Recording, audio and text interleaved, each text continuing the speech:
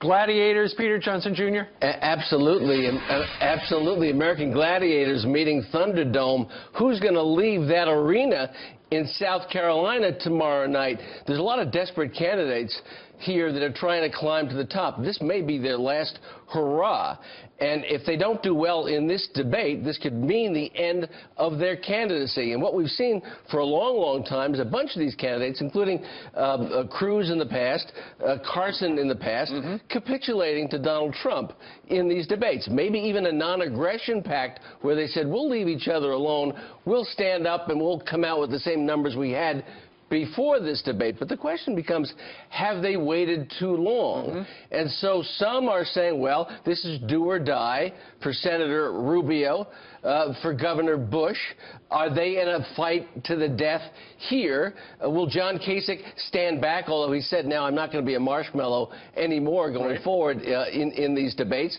Is Ben Carson so angry at Ted Cruz and saying, I was robbed in that last election? Does he become a surrogate for Donald Trump in taking on Ted Cruz, who looks like he's #2 in South Carolina? So it becomes an absolute death match with a lot of people attacking each other, maybe with strategy, maybe with not, maybe trying to shake the trust and faith that 30 or 33% of the Republican electorate have in Donald Trump. The problem is, trust and faith is not shakeable by evidence or logic.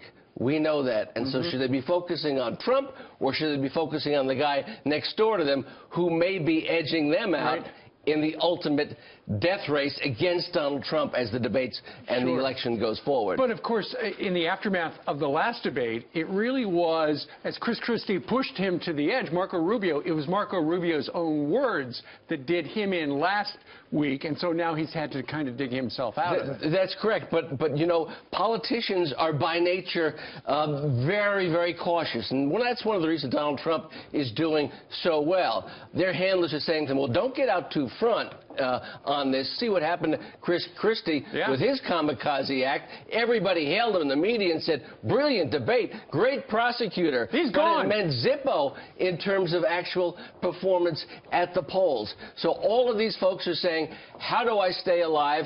How do I stand up and be the Republican candidate that brings some logic and reason to the debate, that stands up and says, I am the alternative to the front-runner Donald Trump. That's what they face tomorrow. And it should be interesting. Not all these folks are going to emerge. It's going to be a different group in the next couple of weeks. You could be right. All right. Peter Johnson Jr., thank you very much. Okay, good to see you.